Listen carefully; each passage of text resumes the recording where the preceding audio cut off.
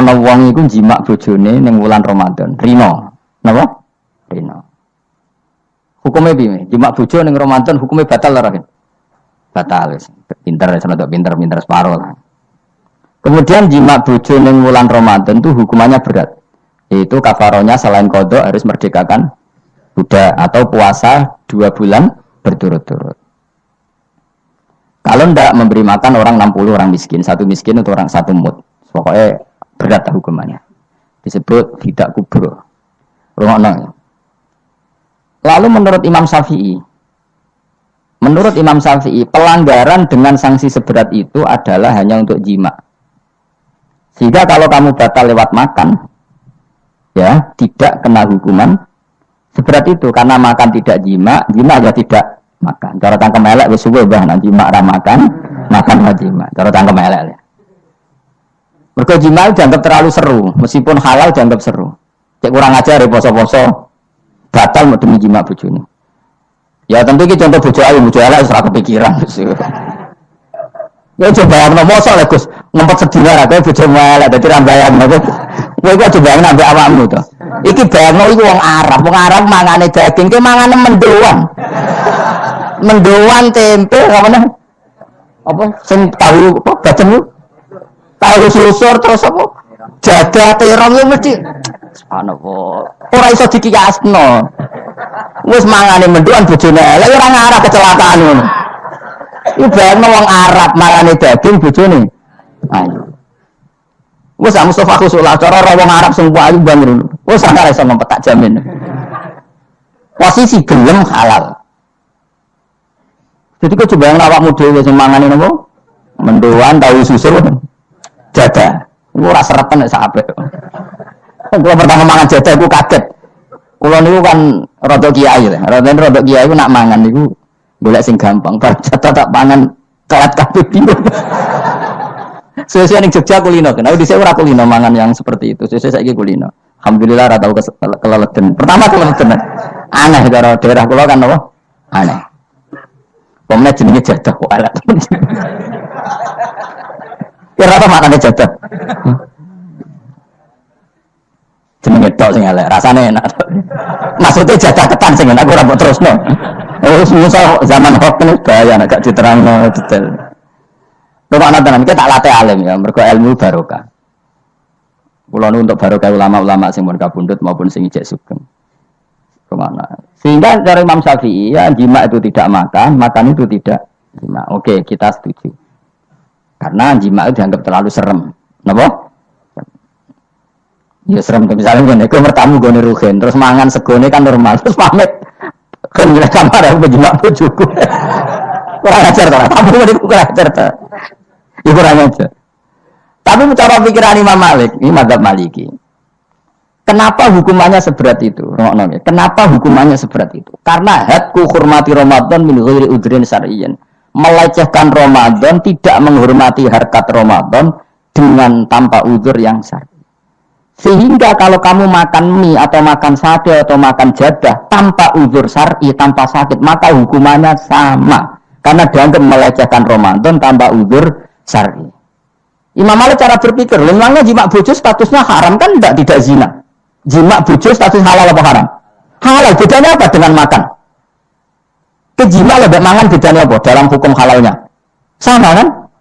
Kenapa hukumannya berat padahal jima itu halal? Karena hakku hormati Ramadan min ghairi udzrin syar'iyyin, merusak kehormatan Ramadan tanpa udzur syara' sehingga dihukum seberat itu. Kalau gitu tidak harus jima, makan ya sama, rokokan ya sama, apa saja sama. Paham ya? Ya sudah seperti itu, namanya al-hikin nazir bin nazir wal asbah bil asbah. Maka menjadi lazim dalam hukum fikih ketika sesuatu disebut itu mewakili yang lain yang semakna, jadi buat kias. Saiki wong malah gergakno sunah Nabi keliru. Sunahnya mana? Sunah bahmu. Zaman Nabi Sugeng wis ana kias. Justru Nabi menyuruh kita pakai kias karena sunnah itu tidak cukup. Kenapa tidak cukup? Karena Nabi yang pernah dilakukan Nabi tentu jumlahnya terbatas. Mau tidak mau dalam hukum terkini kita pakai kias. Nah, saya sidik orang oleh kias kudu sunnah. Maka untuk melawan seperti itu saya kudu cangkem elek gerem. Tapi cangkem elek kan rapi ulama kok cangkem elek. Malah tak wakil lo kuwe sing wis pantes cangkem elek. Kok dia murid, cangkem elek kan? Yes kok kowe ngono maksudnya ditakoki. Gimana hukumnya salaman setelah sholat? Oh enggak ada tuntunannya, bid'ah. Jare sing sitok kubu sebelah mau carane. Jare sing santriku ya rada kurang ajar kok kowe ini. Jare santriku, ya enggak usah dihukumi bid'ah, biasa saja. Mana ada di fikih hukum biasa saja? Ya pokoknya biasa saja. Alasannya apa? Kamu setelah sholat ke kamar mandi boleh enggak? Boleh. Kamu setelah sholat kencing boleh enggak? Boleh. Ke kamar mandi kencing boleh. Lalu nyalakan HP boleh. Nah kenapa kalau salaman enggak boleh? Bedanya apa dengan nyalakan HP? Waduh cangkem elek. Iya cerita cangkem elek. Maksudnya itu akhirnya satu-satu ya satu-satu. Lah kula sebagai kecelok wong alim do takok aku, dua-duanya takok. Cara jenengan sepundi? Padha nganggure. Lah kok saged Gus? Ning dinggon argumentasi hukum kok ketemu pangeran debat, pangeran sing mutusno. Karena niku sepadha lucune. Padha lucune lho padha nganggure debat ngono lha apa? Nek wong parek pangeran, bar salat ben nguyu timbang nguyu nang masjid. Sing kepengen salaman ge monggo salaman, ora mbek wong ayu mbek Rugen Mustofa ndak. Apa sahabat nang padha. Ya monggo. Sapi jagungan ge monggo, wis biasa wae. Sementing nak bersolat bersalam wis aja salat meneh, engko salat bak dia. Jadi dulu Nabi malah nak bersolat mesti omong-omongan. Mergo kesunatane memisah salat fardu dan salat sunat. Maka lakukan sesuatu, di antaranya merubah tempat duduk atau ngendikan. Jadi dulu itu enggak terikat. Nah iya, ngono iku jenenge kias. Kalau kamu bersolat, boleh enggak kamu setelah sholat nyalakan HP? Ya boleh. Boleh enggak setelah sholat nge-SMS orang? Ya boleh. Kok enggak dihukumi bid'ah? Kenapa salaman tok yang tersangka? Nah itu kias. Tapi kalau terus mendingin, berhubung sama-sama enggak ada dalilnya, milih yang enggak salaman. Tepaan pinggirnya kira cocok. Ya, tapi ada ngono jujur. Yang ini enak cocok salaman, ora cocok ora usah. Malah meneh kan hukum ngono kan. Tapi susahnya apa sih kita tidak ngomong seperti itu? Sing salaman yo keben, ini alam demokrasi. Sing ra salaman yo keben, ya biasa wae. Wong bar salat itu perintah pangeran eling pangeran. Ya sudah. Ana sing eling pangeran lewat salaman, ketemu wong mukmin. Ana sing carane eling pangeran nduwi lu terus ngaco tasbih. Ana sing nganggo tasbih bid'ah, nganggo drijine. Ya monggo sementing aja misoi wong. Susah ya apa sih? Waras sithik maksudnya ilmiah sithik.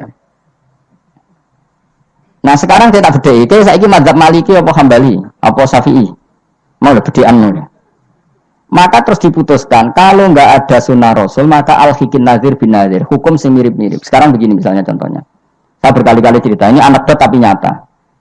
Ada seorang alumni penggaweane nabok ibu Juni, nabok itu kan dengan tangan, nabok dalam bahasa Jawa dengan tangan kan. Bareng dia ini dilapuri, karena kan jogeman nabok ibu Juni. Gang Romulan bojone kan lapor aku, Gus sakniki mboten nabuki, nyaduki. Karena kan tak coba, kok cek nyaduki piye? Jare sing haram nabuki, Gus. Sakniki tak leh nyaduki. Terus aku mending ngene, ya aja nyaduki. Gang Romulan bojone lapor, sakniki ngidoni. Hanya karena terjebak tekstual, ya? Tekstual. Berhubung nabuki tidak nyaduki, kalau nabuki haram, nyaduki ora mesti haram, itu terjebak apa? Tekstual. Coba kalau dia waras sedikit, makna haram naboi itu menyakiti. Saya ulang lagi, makna haram naboi itu, maka nyadui juga sama, nidoni juga sama, ngembar nanti utang-utang tonggo ya sama, karena itu sakit loh perempuan utang-utang. Itu yang dicerdas ngono, tunggu takoi, sunnah rasulnya mana? Baru saya. Ya malah nak pangeran ngendikan dengan orang tua mau fala taqul lahuma uffin. Jangan katakan hus, terus dia mending jancuk bapak. Loh, kok meni jancuk? Kan tidak ufin. Waras orang sing mending. Kowe sing ora lah. Maka sebetulnya zaman Nabi itu sudah ngendikan al-hikin nazir bin nazir. Sehingga kalau orang tua haram dikatakan hus, maknanya haram bisa itu yang maknanya sejenis maka sah. Jadi mulai dulu kias itu ada, meskipun ya tentu jangan kebablasan. Misalnya yang tanpa ilmu itu kias yang kebablasan. Maka ini penting sekali ngaji. Nah, para delegasinya Rasulullah dulu dibekali gitu. Sayyidina Ali ditanya, terus kaidahnya yasiru walatu asiru basiru walatu nafiru. Bikin mudah, bikin ceria, jangan bikin susah. Bikin gembira, jangan bikin susah. Mulanya kalau ngaji seneng guyon. Perkara ini kowe sumpek nang omah, rayu-rayu wis rai sumpek. Lah sumpek nang ngaji. disumpekno pisan. Kan sumpek double. Stres malah ngalah wong. Jadi tidak guyon nae ben rileks, lali utang sejenak, no. Mereka nak jawa Nabi jelas basiru, beri berita gembira. Ya, soalnya teko ngaji ra paham lah swarga, soalnya kayak berita gembira. Buat teman ora somben kok. Cocokane somben.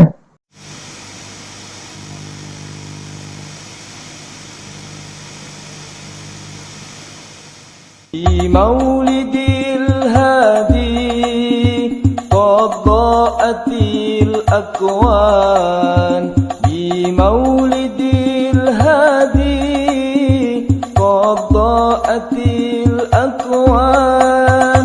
Ya bahjatad dunya, ya nafhatar rahman, ya bahjatad dunya.